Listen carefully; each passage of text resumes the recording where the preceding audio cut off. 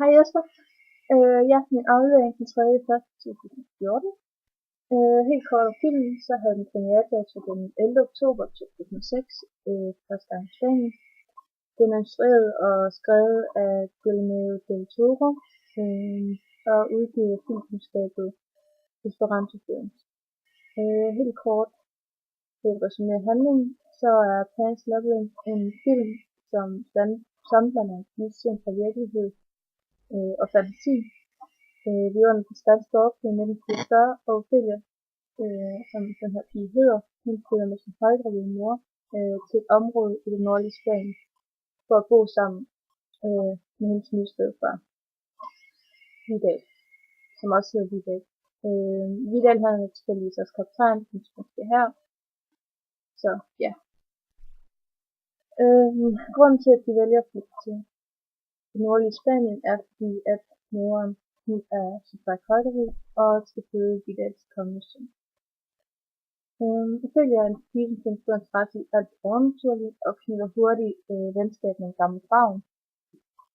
Og med håb og forventning om, at hun i dag møder hendes rigtige far, så sender favnen Ophelia på 3 missioner, eller opgaver, for at vise hendes loyalitet for hendes fars kongerige og hendes kongerige bag, så hun dermed kan få lov til at vende tilbage. For efter time, så skulle hendes far være en konge, og hun skulle så være hans datter, og dermed hans prinsesse. Helt kort, så Ophelia hun er meget modig. Hun er en pige, jeg vil tro hende omkring 11.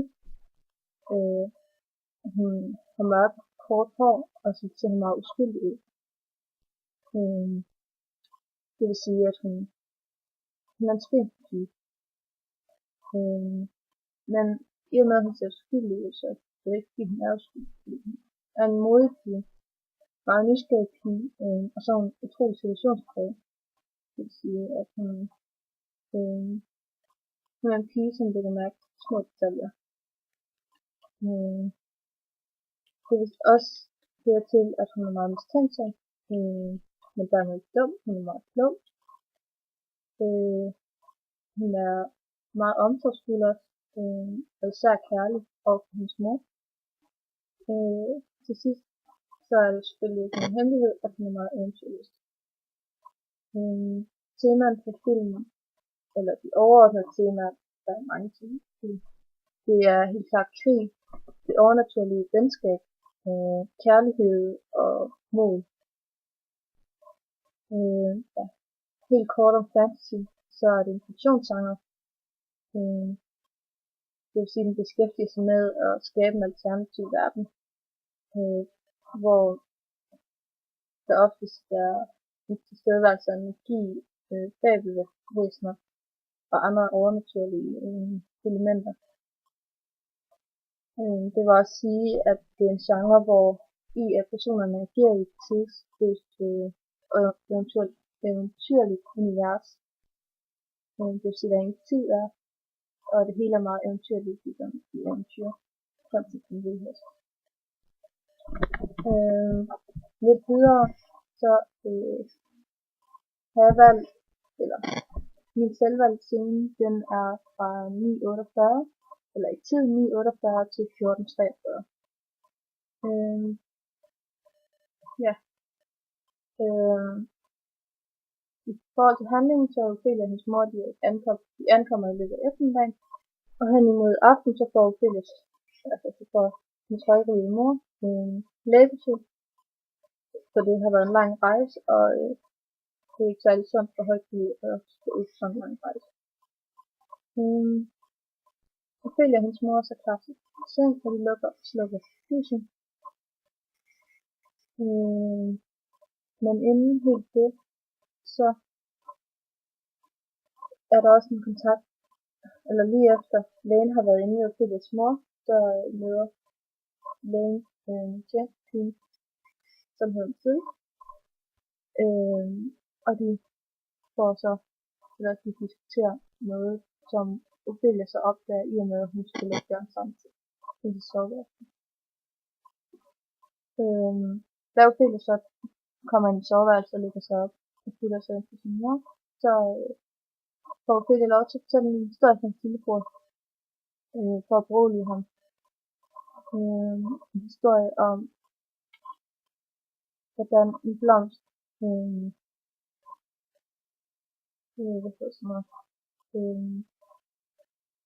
hvordan blomstrer, men ingen får glæde af den, fordi at den er ombygget af tårne, husbytårne.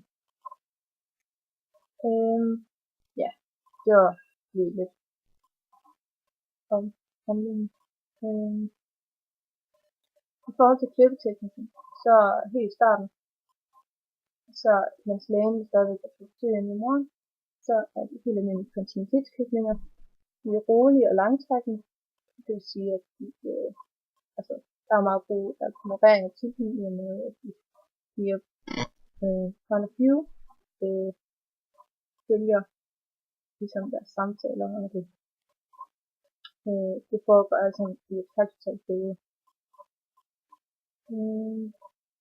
Der er dog lidt tendens til, at kameraet zoomer ind på personen i en halvnær beskæring, men det er meget lidt.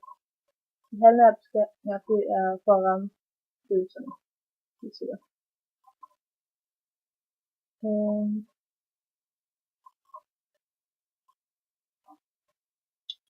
Som sagt, ja, altså zoom og skiftende fokus, det giver et roligt og kontrolleret billede, som er hele meningen.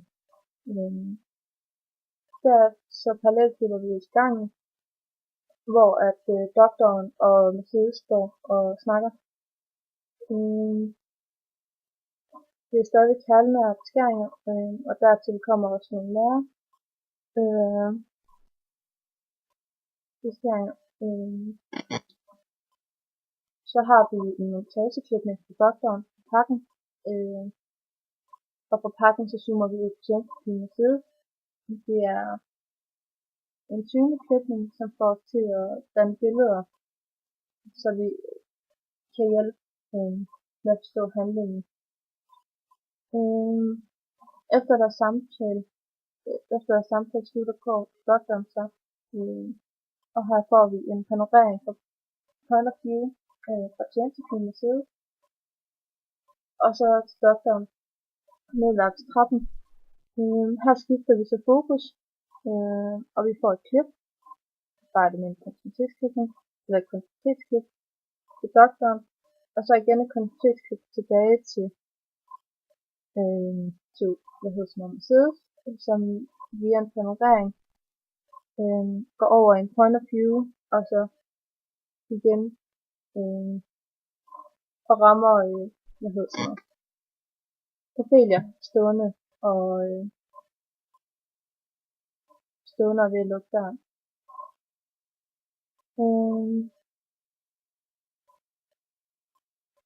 Fokus det kommer til lidt i Ophelias øjne og hendes kropssignaler. Hendes krop er helt klart forberedt på faren, og man kan se hendes øjne frygt. Og her får vi så, lige efter vi har set Ophelia i 2 sekunder, så får vi den tilskridt tilbage til tjenesten til sides, for så også at se, at hendes frygterne gengældt.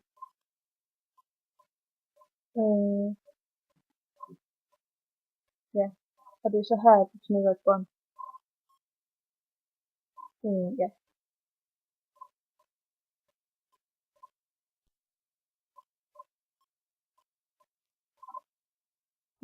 Ja. Det her det ligesom en troskab over for hinanden, i og med at de får det på muligheder. Vi får så et kontinuitetsklip og panorering tilbage i soveværelset, hvor at fokus det bliver rykket til et lille skidt. Vi ser det her mor- og datterbånd i et halvnær, til nærmest nær beskæring. Så er det her, at det er spændende, eller det er i hvert fald en rigtig sindssygt god klippeteknik. Ophelia hun skal til at fortælle en historie til lillebror, og Ophelia hun lægger sit øre eller hoved ned på morens mave, og fra et nært billede af Ophelia, så laver vi en tilfælde så at vi får et black blackboard, helt sort billede, og så møder man maven til lillebroren, hvor vi så zoomer ud, og så får vi en panorering med fokus på en blomst, der kommer i billedet, og vi ser faktisk lillebroren og blomsten i samme billede. Det kan også se et bilag. Og så med fokus på blomsten, så bliver blomsten sat i frøperspektiv. Og så med en tiltning ned langs en klippe. Ja, de her klippe, det hedder sådan en klip. Og det er lidt. Hvor så er fokus ned langs den her klippe stråling. Fokus bliver så overtaget af det her sektion, jeg siger tidligere, i et ultranær, eller ultranær, lidt nær, beskæring, hvorefter så er fokus fra kameraet, det flyver med insektet ud i natten, ud til den her halvmåne, hvor og så til sidst lander insektet i et nært billede i vinduet til soveværelset, som så bliver afledt af stemningen inde i soveværelset og zoomet ind til et lille fugleperspektiv ned til sengen, meget lille, men det er der. Og fugleperspektivet, altså perspektivet, det er fordi man skal se op til blomsten. Fugleperspektivet, for at man kan se ned på det her mor-datter-bånd. Altså, det er noget skrøbeligt.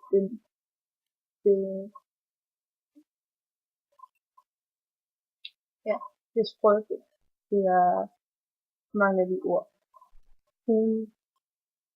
Og så derefter så sker der en krydsklipning til kaptajnens kontor, stadigvæk under den her historie, hvor så er fokus bliver zoomet ind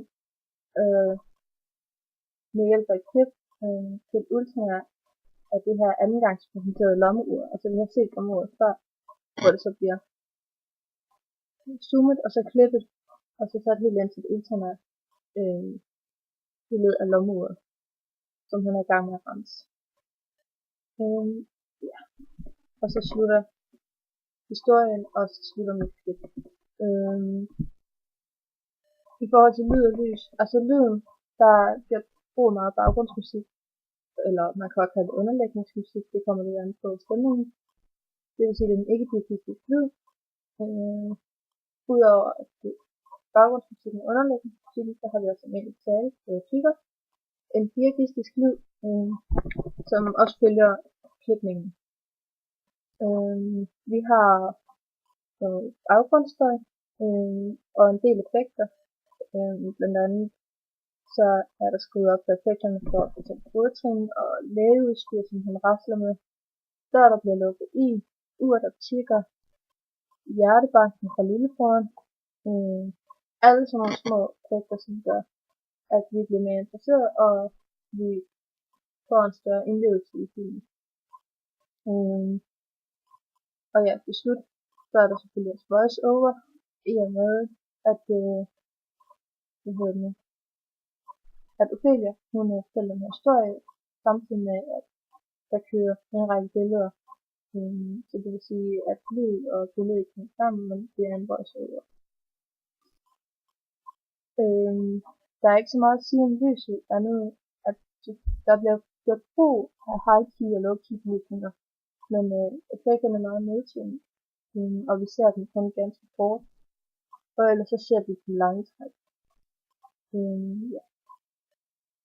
Det der er væsentligt for de her klip, eller den her scene i hvert fald, og jeg tror det er for hele filmen, det er deres farver.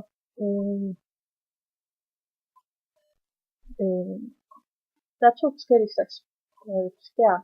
Der er et blåligt skær, og det forekommer Stockholm ikke af at se i billedet. Og første gang han skifter, det er der følger, hun føler sig utryg og uforstået. Det er når det onde er på spil, og når når det ikke det der hjemlige hygge er der og alt det der. Fordi blå det er en meget kølig farve, som har anledning til at være depressiv. Mens det gullige skær, det er det er den her hjemlige hygge, det her tryghed, og ja, hvad kan man sige.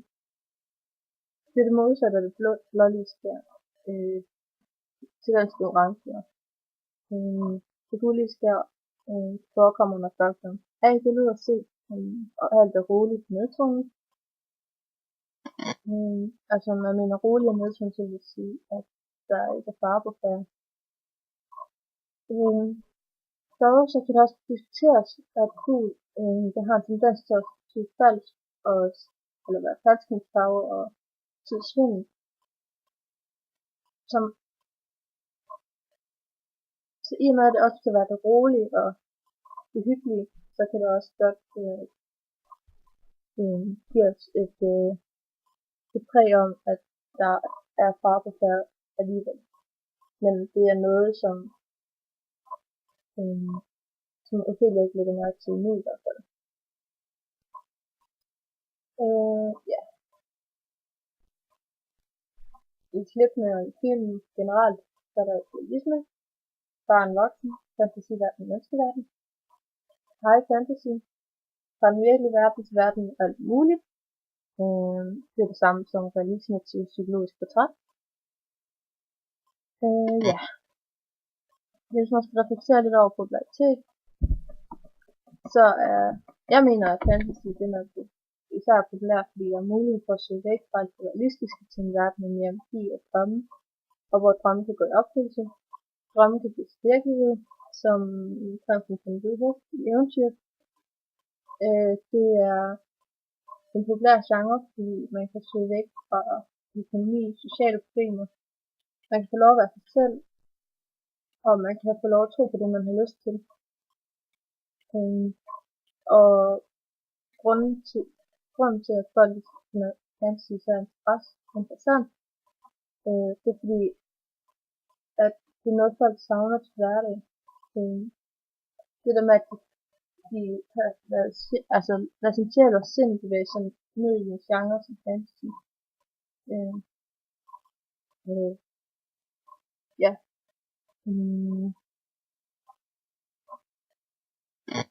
Og når de så endelig får lov til at bevæge sig ned i en genre som fantasy, så gør de det også 100%.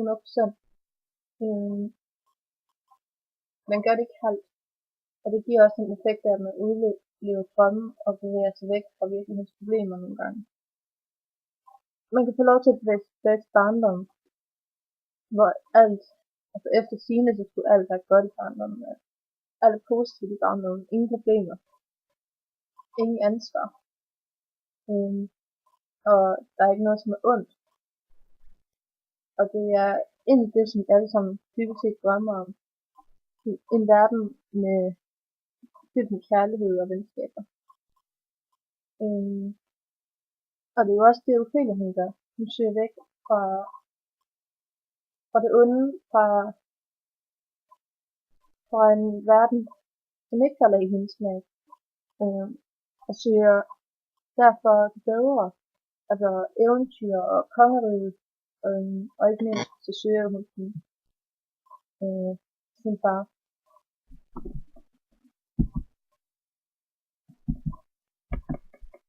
Ja, beklager, at jeg ikke har mulighed for at tage billeder af men de ligger under billederne. Så vi kan bekigge på dem, hvis du har lyst. Ellers så